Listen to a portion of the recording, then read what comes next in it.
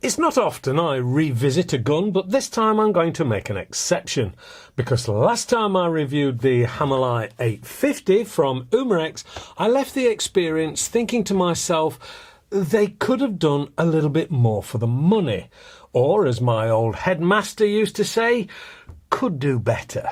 Which is strange, because this is not usually something I say about the guys from Umarex.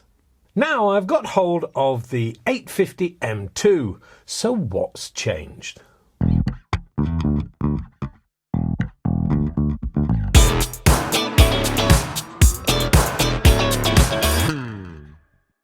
Hello and welcome to AAR on Air. Yes, it's M2 time today with a review of the new 850 from Umarex. So, will it be go to the top of the class and give the pencils out, Umarex?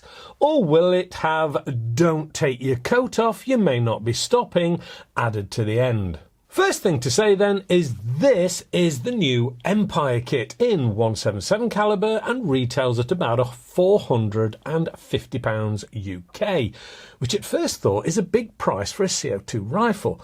But before I prejudge this gun, let's look at what you get in the Empire kit for your £450. Whilst I don't do unboxing videos, the contents of the box is what makes up this kit. In the box, you get your sub 12 foot-pound 88 gram CO2 rifle, pre-mount fitted 3-9x40 non-AO Walther scope, a very useful TMB2 bipod, aluminium 8-shot rotary magazine, a rather high-quality German half-inch UNF fitting silencer, and an add-on cheek piece for scope users. Add to this little lot a tin of pellets and a fistful of targets to get you started. Ironically, the only thing that isn't in the box is the most important part, an 88 gram CO2 capsule. But my advice here is get your gun shop to throw one in to cement the deal. So you pretty much get a whole load of kit for your money. Not much else needed to get you up and running and doing some damage to the local vermin population or enjoy some accurate target work. I say accurate, I'll check that out later. But in this 177 caliber, I would expect some tight little holes in paper. So, itinerary checked off, let's do the walk around, shall we?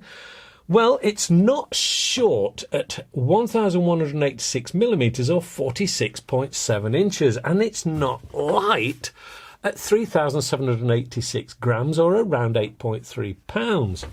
It's an all black finish and it does make it look like it means business. The body is all polymer and has improved stippling to the forestock and grip area and seems to have an overall better feel to it. The front now has rails on either side for the extra toys you may want to add, together with an add-on rail to the bottom to take the supplied bipod, which incidentally also has rails on the side. Blimey, this thing's got more rails than my wife's wardrobes. The front section that supports all these rails is also the cover for the CO2. And that's removed by pressing the tab at the bottom and pulling off. Now, that does take a bit of effort, which is quite a relief, really. I say relief because the last one was nowhere near as stiff as that. And of course, it's carrying all those toys on the end. So stiff and solid has got to be the better option. As I've already said, this takes the 88 gram CO2s, which are quite expensive, certainly when you compare them to the 12 gram ones. But there are two positives to take away from this. Firstly, it should be good for about 400 shots from each 88 gram cartridge. And secondly, it does take the Walther adapter, which isn't cheap to buy, but does use the cheaper 12 grams from there onwards. In its standard form, the barrel has a fibre optic, windage adjustable front sight and an elevation adjustable rear. Twin fibre optics on the back one. But of course, further back is a 9-to-11mm rail to fit the supplied 3-to-9x40 Walther scope. Talking about the scope, it doesn't have any form of focusing ring, unlike the previous one, and of course could be a little more prone to parallax issues. The zoom ring is really very smooth, with no gritty feel to it at all, and the adjusters, well, they can be worked without the need for any sort of tool or coin, which has got to be a bonus when you're out in the field. They've also supplied an extra cheek piece to fit if you're using the scope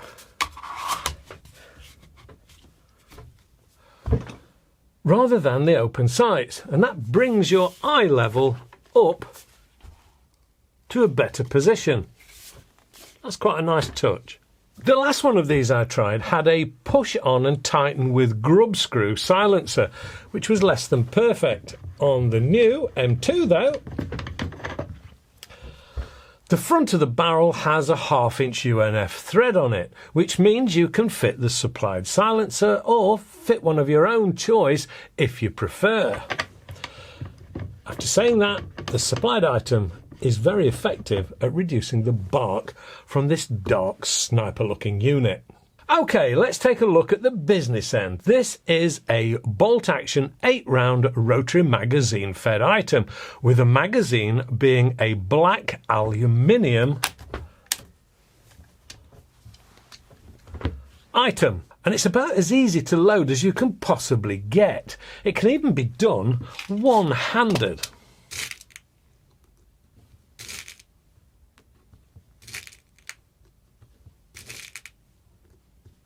Once full, loading is a process of pulling back on the retaining lock, then pull back on the bolt, slide in the magazine from the opposite side, return the bolt, and the latch will automatically engage, locking the magazine into place, and you're ready to go.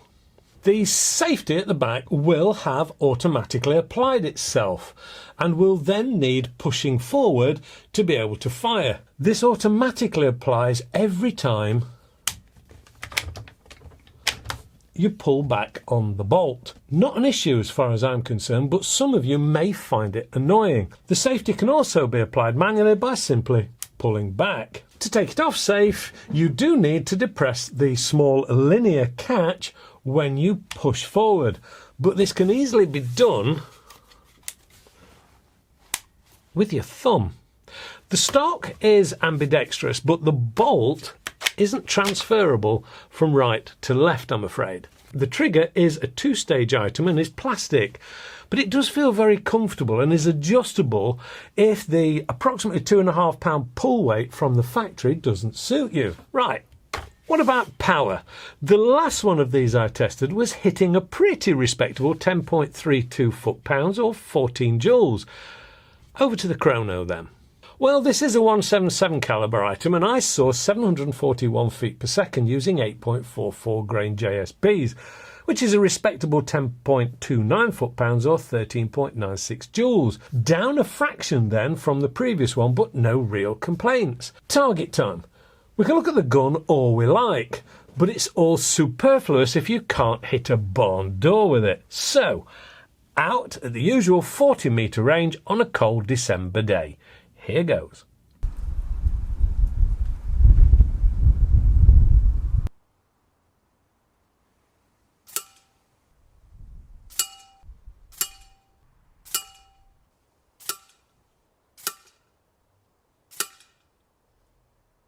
Not bad at all. Quite a tight little group, considering this is only a 3-to-9 times scope. I can't help thinking a bigger scope would bring in some better results though. Conclusion. I do feel they've improved the 850 in many ways, and I've enjoyed my time with this new one. I would have preferred a better scope if I was being picky, but the results with this are more than good enough if you're out doing some small vermin clearing or just some light target work. I wouldn't necessarily expect it to win any target competitions though. £450 UK? Well, that's not an insignificant amount of money, but the kit is pretty well loaded, and being a CO2, you don't need to go out buying divers tanks or compressors, as you would likely do with a PCP.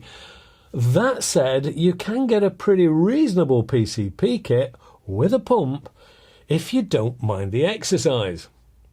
And that's for similar money. This definitely has its market, and if you're out and about shooting, taking a spare CO2 capsule or two is a lot easier than trying to pump a PCP in the middle of the night in a field. I do think Umarex have improved on this 850 M2, and I go away from this review having enjoyed it more, and I have a better feel about this version of the 850.